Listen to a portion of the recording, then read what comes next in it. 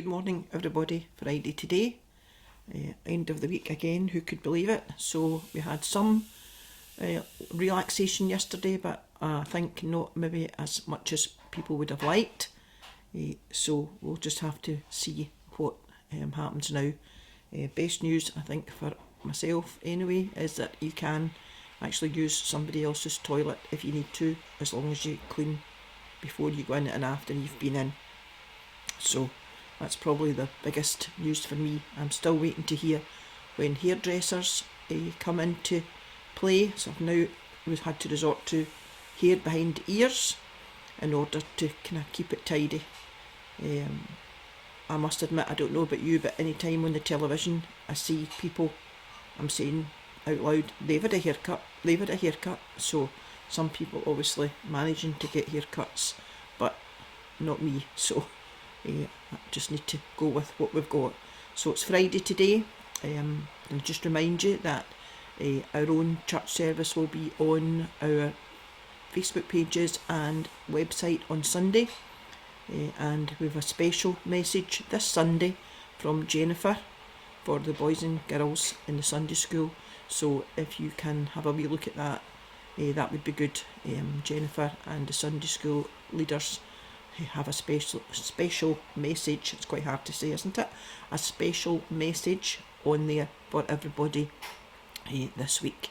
So have a wee look at the service on Sunday, 11 o'clock on website and Facebook from our own worship team. Apart from that, not really much else. Not looking so good today, a wee bit duller. Billy said it's really cold outside. I've not been out, but we're away along in the next hour to put the bark in the gardens at the front of the church.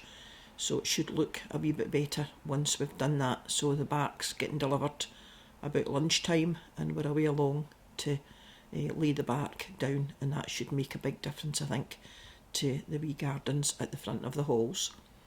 Have a good weekend everybody. I hope you can manage now to meet up with other people that you haven't seen for a wee while. Still supposed to be 5 miles for recreation and leisure, but people seem to think that it's not the 5 miles for seeing your family. I don't think that 250 miles is where we would need to go to see baby Brodie, who is getting bigger and bulkier by the day.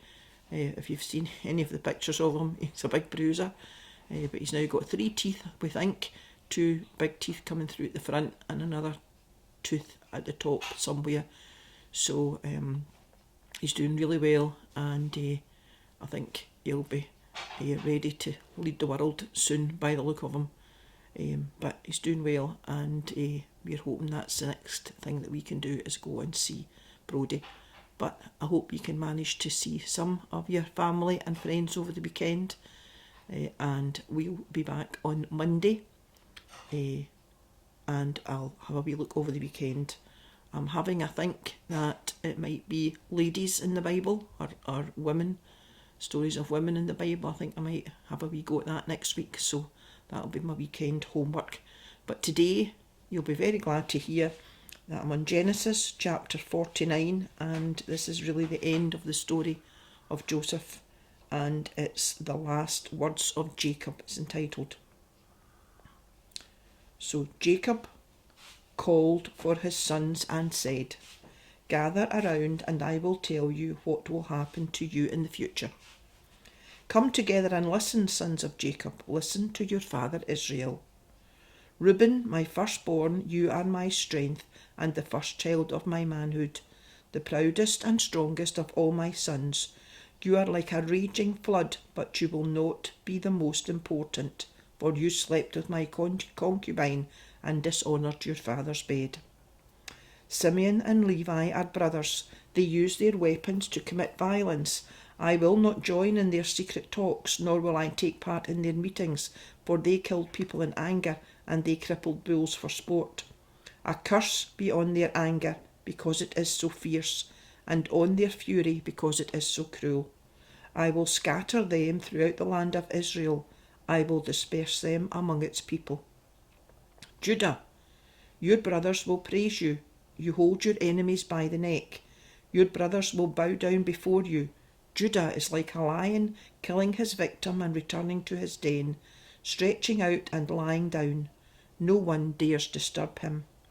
Judah will hold the royal sceptre, and his descendants will always rule. Nations will bring him tribute and bow in obedience before him. He ties his young donkey to a grapevine, to the very best of the vines. He washes his clothes in blood-red wine. His eyes are bloodshot from drinking wine, his teeth white from drinking milk. Zebulun will live beside the sea. His shore will be a haven for ships. His territory will reach as far as Sidon. Issachar is no better than a donkey that lies stretched out between its saddlebags, but he sees that the resting place is good and that the land is delightful, so he bends his back to carry the load and is forced to work as a slave. Dan will be a ruler for his people. They will be like the other tribes of Israel. Dan will be a snake at the side of the road, a poisonous snake beside the path that strikes at the horse's heel, so that the rider is thrown off backwards. I wait for your deliverance, Lord.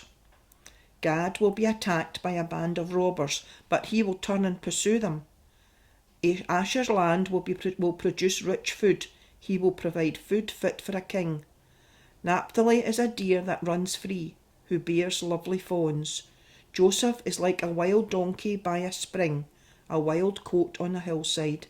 His enemies attack him fiercely and pursue him with their bows and arrows, but his bow remains steady, and his arms are made strong. By the power of the mighty God of Jacob, by the shepherd, the protector of Israel, it is your father's God who helps you, the Almighty God who blesses you with blessings of rain from above and of deep waters from beneath the ground, blessings of many cattle and children, blessings of grain and flowers, blessings of ancient mountains, delightful things from everlasting hills.